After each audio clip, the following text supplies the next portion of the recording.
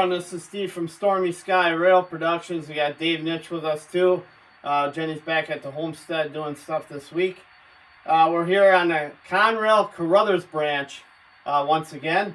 We were here last October giving a layout tour of Holly's layout here, and he did a lot of updates, a lot of tinkering around since then, and we came back here and got part 2 today, and we're gonna go ahead and take a video tour of what's going on.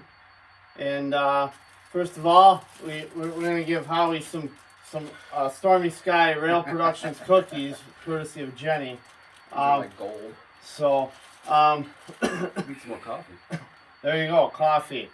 So we're going to go ahead and have an operating session today. We're going to take some video of operating session, talking with like a tower operator. And actually, Howie, go ahead and fill us in what we're going to see today and what you maybe did a little bit before we take the walk around. Really not a whole lot. Did some more scenery. Kind of just buttoned up on things, make things look a little bit better. Got some more track work done, leading to an unscenic portion that really isn't finished yet for the interchange for the Cincinnati Northern Railroad. We do interchange now. The Cincinnati Northern train is sitting there ready for interchange. Haven't got the signals lit yet. I was hoping to get that by the time you guys got here this time, but you know. Trip 3. Right. Trip 3, Trip 4, Trip 5. Trip forever. Right. So I just move out here, it'll be better. Yeah. Today, I think, I know we had talked previously about getting some more detail into the operations. So you're going to hear some more radio traffic. You're going to hear some more block line traffic between a train dispatcher and a TIF and tower operator. Yard masters. So we're going to try to get the prototype operations in and let everybody kind of just hear it and maybe not understand it fully, but you know, hey, it's pretty cool because it's pretty much really the way that Conrail operated in 1980 and the way the railroad was really operating in 1980. So what's the time period of this layout again for people who missed it in the first video? It's modeled in the 1980 time period, loosely the late 70s, early 80s. Okay. The Conrail Corrothers Branch is a what-if concept. Mm-hmm. In reality, the Conrail split the Corrothers Branch in it was about 1990, and the Penzie actually abandoned the Conrail Corrothers or the Corrothers Branch. Abandoned the Corrothers Branch in 1958. Oh. So that was from Toledo Junction up. There was a portion that Conrail did use, Penn Central used for a while from Corrothers down to Tyro, Ohio. But that was just for a grain elevator. Other than that, it was gone. So this is kind of a what-if concept. It's kind of a cool what-if concept. What if the Fort Wayne line and the Chicago line needed a relief valve? Well, this is a perfect connection between Toledo and the Fort Wayne line down at Toledo Junction going into Mansfield. So that's the way we route the traffic. Kind of cool. That's cool. And for those of you who missed the full layout tour, visit on our playlist, the modeling section, and you'll see the part 1 video on that Corrothers Branch that we did back in October. And today we'll be just going around and seeing what was updated in that, and then we're going to get some good stuff. Alrighty, the layout being a true point-to-point operation. The top level staging represents several interchange points for Toledo, such as the Ann Arbor Railroad, the N&W Railroad, the B&O Chessie, C&O Chessie. We also have several transfers that run back and forth from Airline Yard to Toledo Outer Yard. I think we have also the Detroit and Toledo Shoreline, and we also have the DT&I interchange trains out of Temperance Yard and Lang Yards, respectively, in Toledo. Then we have road trains that come from Elkhart and Detroit. We also have some auto parts that run and we have unit grain trains and also unit coal trains. Again, the Corrothers Branch being used as an overflow escape route between the Fort Wayne line and the Chicago line. Okay. Coming out of staging, we have Oakdale Tower, which is a representation of a separation point of the Toledo Cut Branch, which goes to Stanley Yard, and then Oakdale, which comes into the old Pennsylvania outer yard, which is what we use here to switch all our traffic.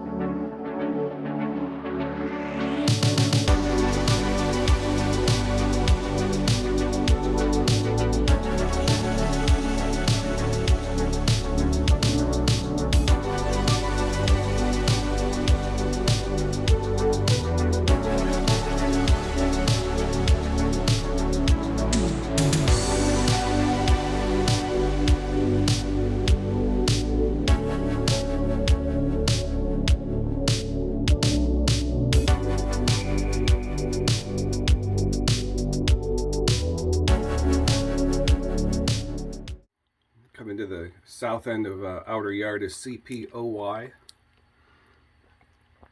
Set of crossovers and yard leads, and a lead down into the engine house. Yeah, we'll make our way over to the engine house here. Eventually I'll have signals up at some point. That's all right. Later updates. After I retire. There's the engine house. Got a representation of Walbridge Tower, or WR. That's where the C&O cross the Toledo Terminal and the Pennsy. And someday I hope to have an actual representation of WR Tower. That's just kind of one just sitting in there right now. Woodville, Ohio. The two major quarries that produce limestone and crushed limestone. Got the Ohio Hydrate plant. Since we did Howie's first video here, he's been feverishly working behind the scenes on this layout to get some different updates done and stuff, and excited to have us back out filming part 2. So we're excited to be out here too. So what we got over here then, Howie? Well, that's a part of the other limestone plant. Okay. It's one crushes, the other one mines, and does different crushed stones that come out in the hoppers. Okay. Has its own little interplant switcher, you can see sitting out of the engine house there, sticking its nose out. The Woodville Depot.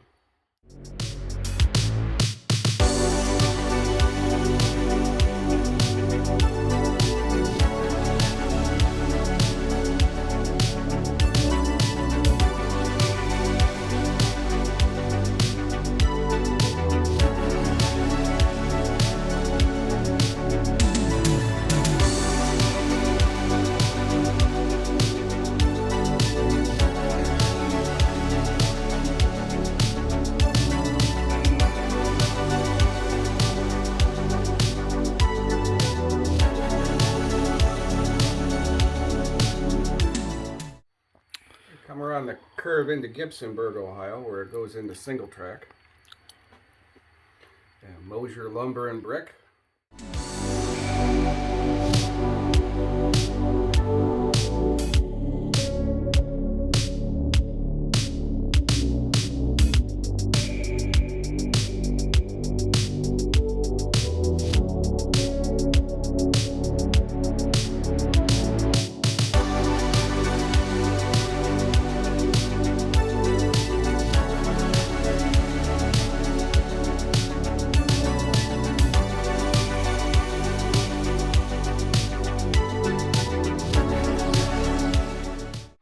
Come out of Gibsonburg and around the curve to a largely unscenic little portion of the layout.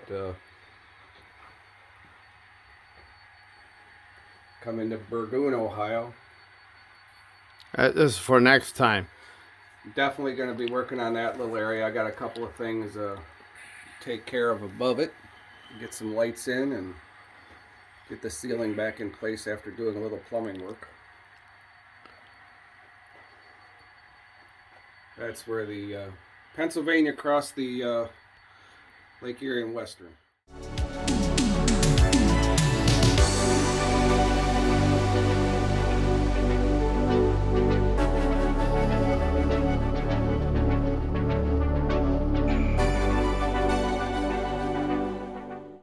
Come back into a scenic portion of the layout, Bettsville, Ohio, which has the Finley Oil roofing shingle plant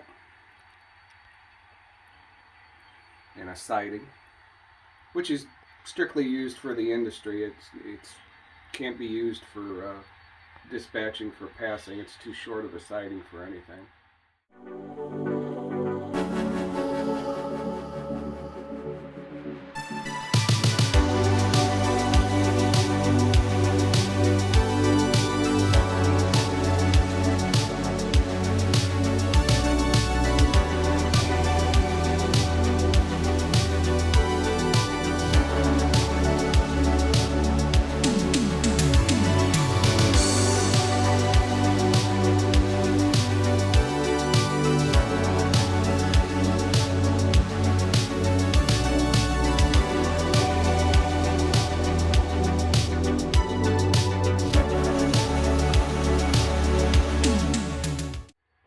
Back out to the south end of Bettsville into a relatively new scenic area From last time.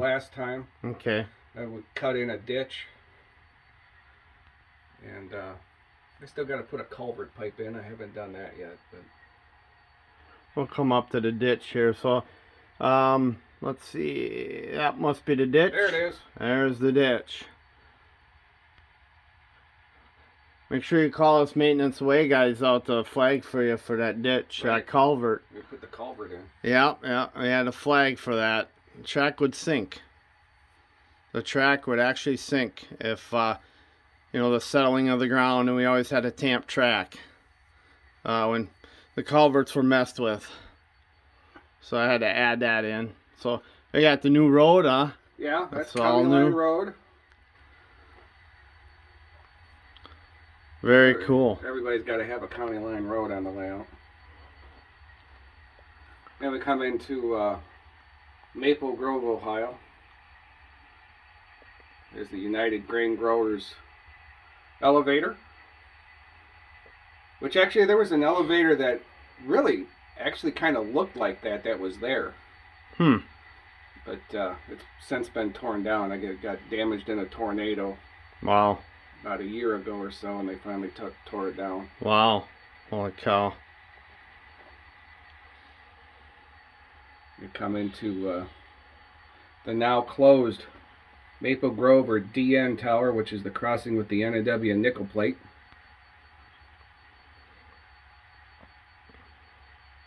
You know when they single track it, they close the tower.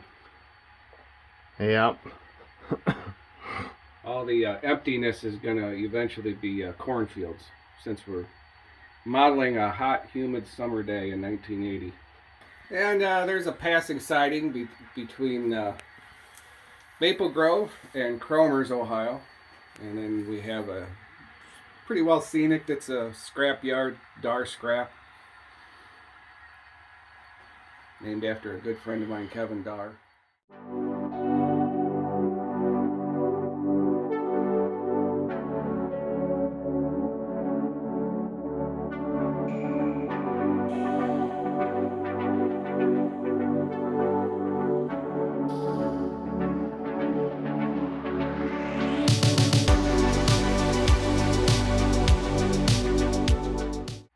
And of course, you know, you have the abandoned, closed factory with the old siding. That's new. That wasn't here the last time that you were here back in October. I put that in. Okay. Still the railroad track up to the factory, but it's been torn out back to the... It came out kind of neat. I always wanted to kind of do that. See, that's where I come in. I could come back here and do maintenance away work for you, see? Yeah. It could be the full-fledged railroad here. You're the operations guy, I'm the track guy. That's see right. how that works. I still need to do a little bit more scenery in there.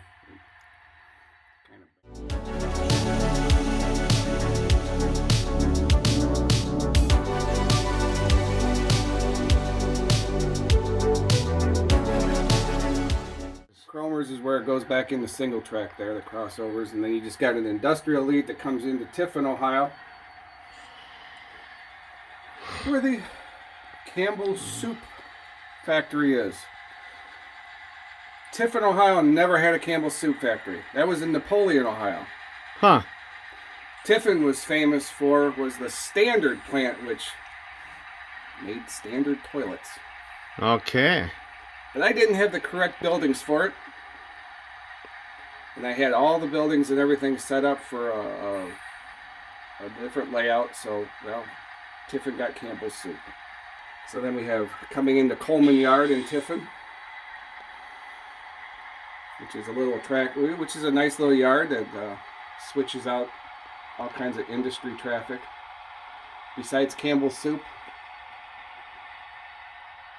we got the New York Central side, the little industrial branch that goes off at Tiffin Tower and goes into the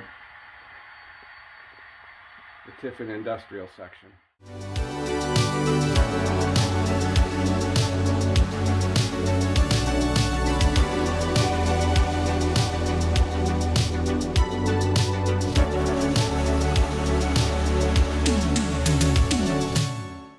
That is actually a really, really good representation of Tiffin Tower. A good friend of mine, Larry Hickman, built it for me. I can't thank him enough. It looks exactly the way Tiffin Tower looked. And that's where the Pennsylvania, the B&O, and the New York Central all crossed each other. Very cool. Now, Tiffin Tower was unique in a way that it had moving point diamonds. And the only way I could figure out to represent moving point diamonds was use a couple of slip switches. So we're coming up out of here, and then we're coming up to a little town thing here. That would be downtown Tiffin, Ohio. Okay, all right. The track in the foreground is the New York Central. And that goes back to the Tiffin industrial area, and then the single track there and by you is the main line. Okay. Which continues down to Corrothers. We're coming up to the HELIX, and we actually had a good discussion on this last video, and which Howie's going to do a little spiel on it once again, because HELIXs are kind of fascinating with a lot of people. So we're going to go ahead and let Howie talk a little bit, and then have the HELIX here. So actually, when we built it, this is the third attempt on it. Each piece is cut to the exact same, and it wasn't. So when we started to put together, it kind of looked like an oblong football. So we didn't do the math right. But on the third attempt, man, we got it looking good. This is the third layout it's been on, so it's very durable with the way it was built. The way it fell in place was a total accident on this layout. The points, there were actually station points on the Pennsy Railroad on the Corrothers Branch called Pen and Ink. And in between those 2 points, between Tiffin and Corrothers, Pen and Ink, it was a very, nothing going on.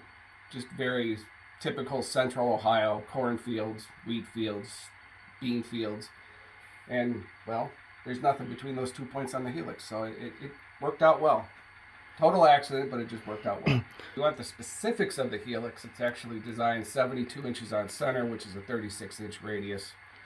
And it goes up, 5 revolutions to go up 2 feet to get between the top and bottom levels. It was actually designed for a railroad, one of my layouts, 3 layouts ago. So to actually have it work and incorporate it is really probably totally accidental too, but it works. I've seen guys, they've seen it though. I don't have an intention of doing it. Maybe I'll take a piece of fascia or something and put it on the back. But other than that, I think people really enjoy just watching the train go around to get from one level to the next. So my curiosity, last time we were here, this table is part of the work session, ain't it? As far as like... Well, yeah, that's kind of like where I guess you could call it a train master or operations guy sits and kind of distributes paperwork and stuff like that. I use switch lists. I don't use car cards. So then this comes from Tiffin then. Yeah, it comes from Tiffin Tower. That's the New York Central side, which represents the whole industrial area of downtown Tiffin.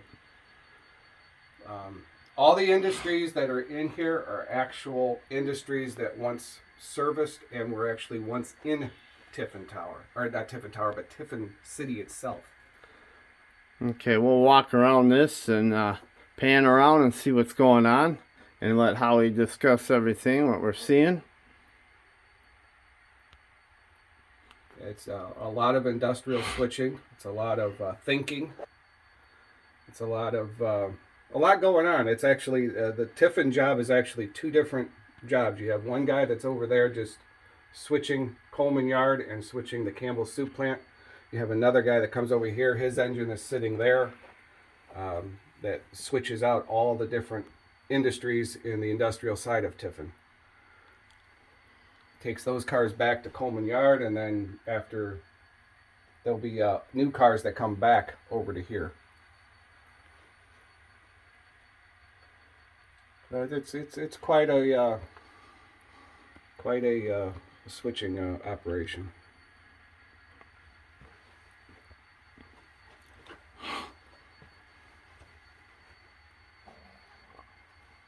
That's what my industries are designed to do. Is it's not designed to have you go in and pull a car and spot a car and then you're done. It's designed to kind of make you think and make you understand just how switching used to be on the railroad. And these jobs kind of take pretty much up the whole session. Okay. Which the average session runs about 4 hours.